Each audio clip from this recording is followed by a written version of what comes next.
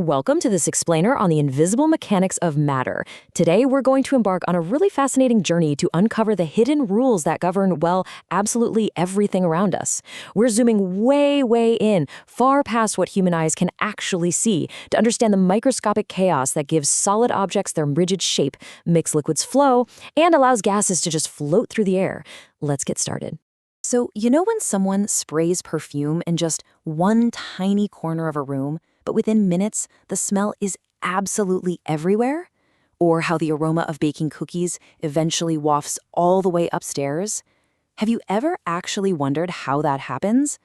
Well, the answer lies entirely in the chaotic behavior of invisible, constantly moving particles. It's a phenomenon that literally governs life itself. Okay, here's our roadmap for the explainer today. We'll start with the mystery of invisible movement, step inside the three states of matter, and see how heat and energy change them. Then we'll decode the exact mechanics of diffusion, and finally uncover what actually controls the speed of these particles. All right, Section 1, the mystery of invisible movement. Okay, let's dive into this.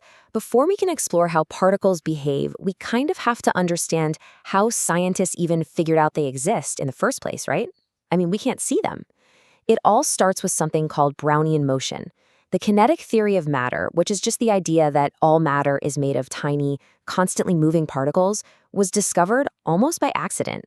A Scottish scientist named Robert Brown was looking at pollen grains in water under a microscope, and he noticed they were jiggling around in this random, erratic, almost nervous little dance. Scientists later realized that these larger pollen grains were actually being bombarded by much smaller, completely invisible water molecules. So think of it like a giant invisible billiards game. Even with a really powerful microscope, we can only see the larger macroscopic pieces like pollen or smoke particles. The much smaller atoms of water or air, they're just too tiny. But because these incredibly fast, invisible atoms are constantly colliding with the larger particles, they give them a nudge, changing their direction randomly with every single strike. We're essentially catching the invisible world red-handed by inferring its presence through the physical, erratic tracks it leaves behind. It's brilliant deduction. Moving right along to Section 2, inside the three states. Now, we know particles are always moving, but that movement looks completely different depending on the physical state of the object. First up, let's look at solids. In a solid, particles possess very low energy. Because of this lack of energy, they're packed super tightly together in a fixed, regular pattern. They simply don't have the juice to break free, so they just vibrate right there in place. And that rigid, locked-in arrangement is exactly why solids have a fixed volume, a fixed shape, high density, and why you can't compress them. Now contrast that with liquids. The particles here are still close together, but the arrangement is totally random. Why? Well, liquid particles have more energy than those in a solid. They use that extra energy to overcome those rigid, locked-in forces, allowing them to slide freely past one another. That sliding action is the exact reason why a liquid flows and takes the shape of whatever container you pour it into, even though it still keeps a fixed volume. And finally, gases. This is where things get wild. Gas particles have the highest energy level of all. They are widely spread apart, arranged completely randomly, and moving incredibly fast. We're talking around 500 meters per second, just zipping in all directions.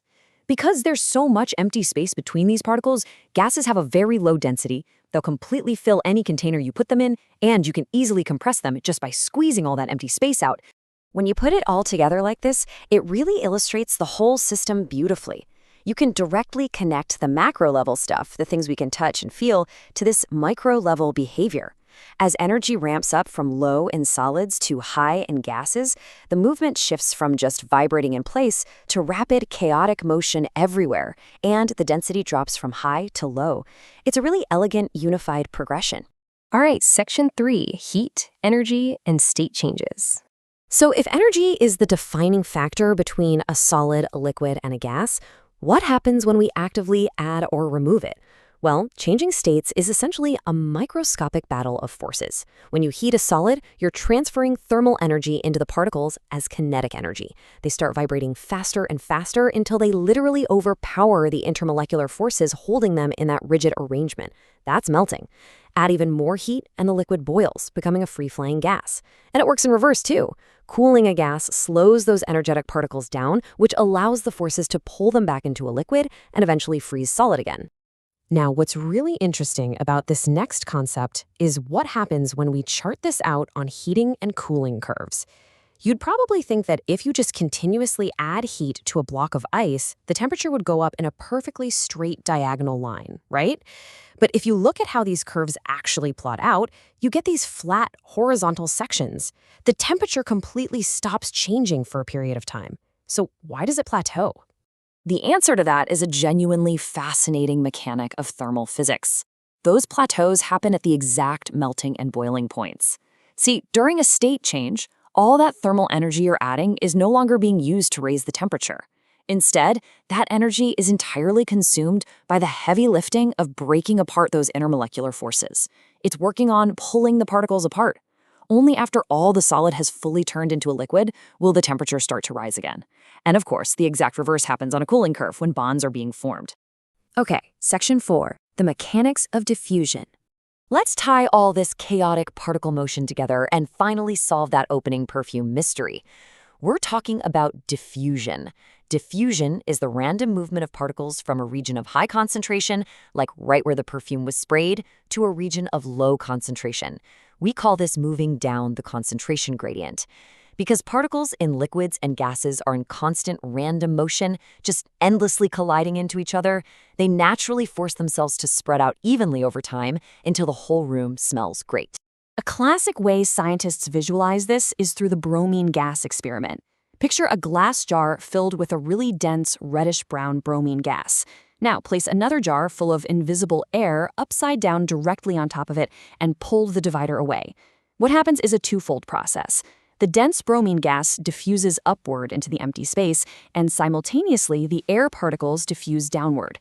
Driven purely by random collisions, the end result is a perfectly, evenly mixed reddish-brown vapor throughout both jars. And finally, section 5. What controls particle speed? So we know particles move and diffuse, but they definitely don't all move at the same rate. What exactly controls this invisible chaos? Well, the first major factor is mass. To put it simply, lighter molecules move and diffuse faster than heavier ones. There's a great chemistry experiment that proves this. If you place a lighter gas, like ethylamine, at one end of a glass tube, and a much heavier gas, hydrogen bromide, at the exact opposite end, they'll diffuse toward each other. But here's the kicker. They don't meet in the middle.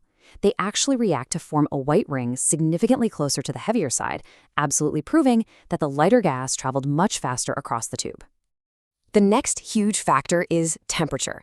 And temperature literally supercharges diffusion. Because temperature is just a measure of kinetic energy. Warming a substance up makes its particles move faster, collide a lot harder, and spread out way more rapidly. This is exactly why, if you spill a warm liquid on the floor, you might suddenly smell it from all the way across the room. The particles gain thermal energy, evaporate into a gas, and rapidly diffuse straight to your nose. And when we're dealing with gases, we absolutely have to consider pressure. At the macroscopic level, pressure is basically just the result of gas particles constantly slamming into the walls of whatever container they're in. If you increase the temperature, those highly energetic particles spread further apart, pushing on the walls and increasing the volume. Conversely, if you physically force an increase in pressure on a gas, like pushing down on a syringe, you force those particles closer together, which decreases the volume. Releasing that pressure just lets them spread right back out again. There's this great concept we should remember. Diffusion is not just a property of gases. It is nature's way of achieving balance. This universal rule governs biology, too. The very same random collisions and concentration gradients we've been talking about dictate how nutrients move through the cell walls in a plant, or how life-giving oxygen naturally enters your bloodstream with every single breath you take. It truly is a fundamental mechanism of the universe. So, as we wrap up, take a look at the world around you today. Can you spot any everyday examples of diffusion in action? Maybe it's a tea bag steeping in hot water in your kitchen, the smell of fresh rain hitting the pavement, or just being aware of the oxygen currently entering your blood. Once you understand the invisible mechanics of matter, this constant, highly energetic dance of microscopic particles, you start to realize that magic is usually just science we haven't zoomed in on yet. Keep questioning the invisible, and I'll catch you on the next explainer.